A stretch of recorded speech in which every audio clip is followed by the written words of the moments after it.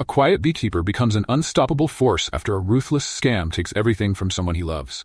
What the criminals don't know is that he's an ex-Special Forces operative known as a beekeeper. Now, he's on a mission for justice, taking down corruption with his own deadly skills.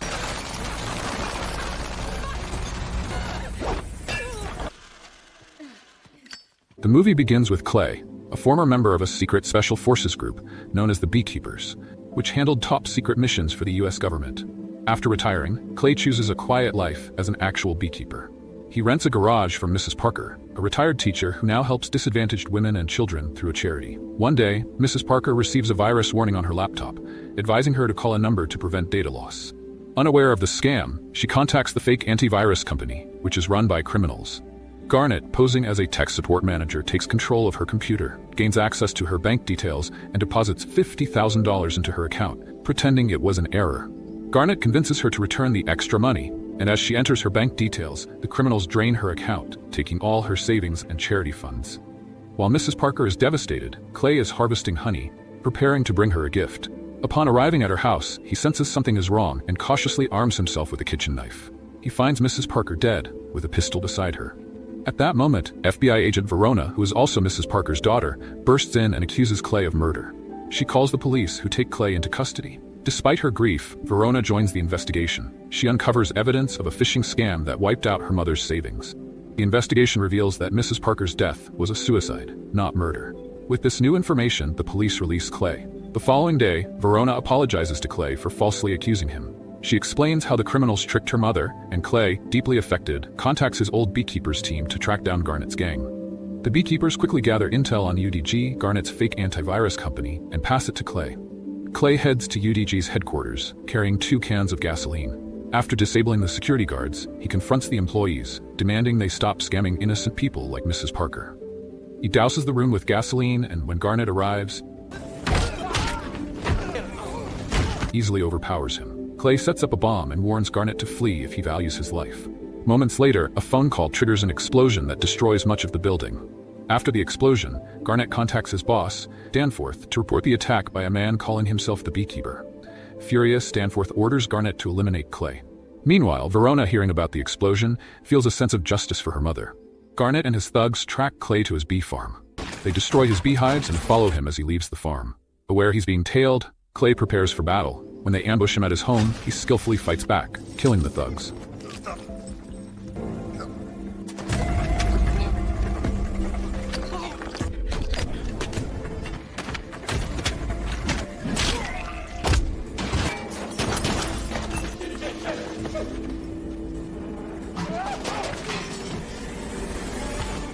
We can talk about this. Let's just work this out, me and you. At the same time, Verona investigates UDG and finds an ID card linking the company to the recent events, leading her to suspect Clay's involvement. Meanwhile, Garnet contacts Danforth to report the failed assassination attempt, having lost his fingers in the fight.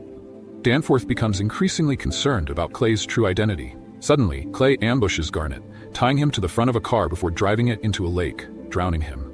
Danforth listens in horror over the phone. Taking Garnet's phone, Clay warns Danforth that he's coming for him next. Verona and her partner, Matt, search for information on Clay but find nothing in the government's records. Verona suspected that Clay had undergone specialized training with a secret government organization, even more covert than the FBI was aware of. Shortly after, she discovered that Garnet, a senior member of UDG, had been found drowned and tied to Clay's truck. Meanwhile, Danforth, worried about his safety, met with Wallace, a former CIA chief now in charge of his security. Danforth's mother, Jessica, the new president of the United States, had insisted on extra protection for her son. When Wallace learned about the Beekeeper causing trouble for Danforth, he swiftly contacted Janet, the current CIA director, to inquire about Clay. Janet confirmed that Clay had retired from the Beekeepers. Wallace, determined to eliminate the threat, ordered Janet to have Clay killed. Janet reached out to the Beekeepers and tasked Anna, one of their operatives, with the assassination. Anna ambushed Clay while he was at a gas station, but he managed to outmaneuver her.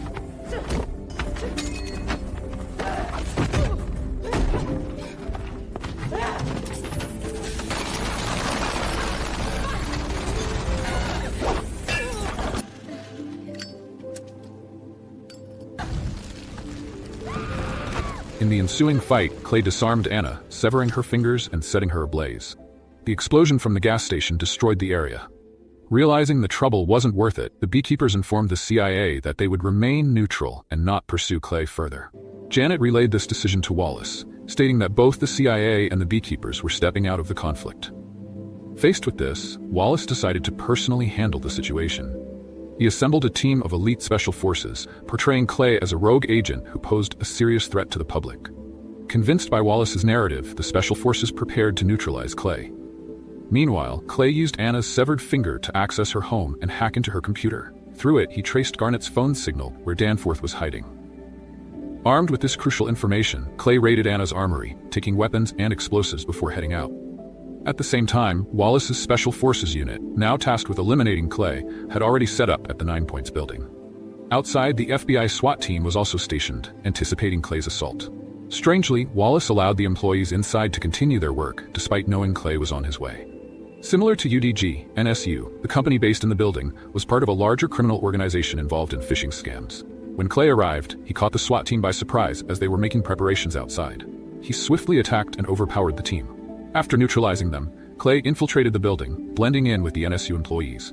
However, a member of Wallace's Special Forces recognized Clay and launched an attack. The rest of the Special Forces joined in, but Clay skillfully evaded their strikes, defeating them one by one until none were left standing. With the situation under control, Clay cornered Rico, an NSU executive, and interrogated him about the company's true owner. Terrified, Rico eventually revealed that the company was owned by a powerful figure who seemed untouchable by the law. Clay, undeterred, vowed that nothing was beyond his reach.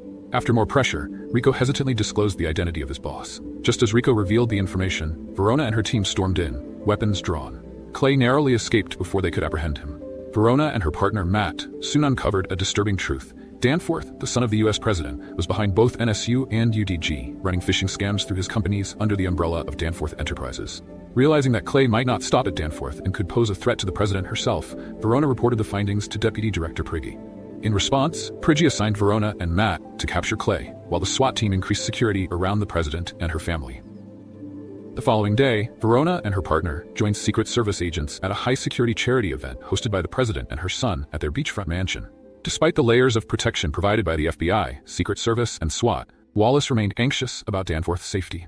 To ensure further protection, he hired a group of mercenaries led by Lazarus, a man who claimed to have taken down a beekeeper in the past, though it cost him a leg. Meanwhile, Clay infiltrated the Danforth estate by sneaking through a drainage channel and concealing himself under a truck. He knocked out a SWAT member, planted bombs on nearby vehicles, and disguised himself to blend in with the event guests. Inside, Prigge met with the president to explain the unfolding situation, including Danforth's involvement in using the family's enterprise to run illegal phishing scam operations. Enraged by the revelation that her campaign funds were tied to criminal activity, Jessica, the president, was furious. At that moment, Verona sensed that Clay was on the premises and ordered the SWAT team to locate and apprehend him. Surrounded and with guns pointed at him, Clay pretended to surrender. But in a sudden move, he detonated the bombs he planted on the Secret Service vehicles, using the explosion as a diversion to escape. Clay swiftly dealt with those who had cornered him and charged into the mansion, intent on finding Danforth. Inside, Jessica, now fully aware of her son's crimes, decided to expose Danforth's actions in the hope of seeking mercy. As Clay fought his way through the building, he injured several Secret Service agents but showed no mercy to Wallace's mercenaries. Eventually, Clay reached the hallway leading to the president's office, where he confronted Lazarus in a brutal fight. After defeating him, Clay pushed onward toward the office. Wallace made a last-ditch effort to stop him, pleading with Clay not to kill Danforth. Unmoved, Clay broke Wallace's fingers and continued toward the office. Inside the office, Danforth, now desperate as his mother prepared to reveal his crimes, grabbed a pistol and shot Prigge. Amid the ensuing chaos, Clay placed an explosive on the door, bursting into the room, followed closely by Verona and other FBI agents. Panicked, Danforth grabbed his mother, Jessica, and held her hostage. Verona attempted to de-escalate the situation, urging Clay not to harm Jessica or her son. Without hesitation, he shot and killed Danforth, ending the threat. Clay made his escape, jumping out of a window. Verona, with a clear shot at him, hesitated. Instead of pursuing law enforcement protocol, she chose justice for her mother and all the other victims of Danforth's crimes, over simply arresting Clay. The film ended with Clay fleeing the mansion, using scuba gear hidden on the beach to make his final escape into the ocean.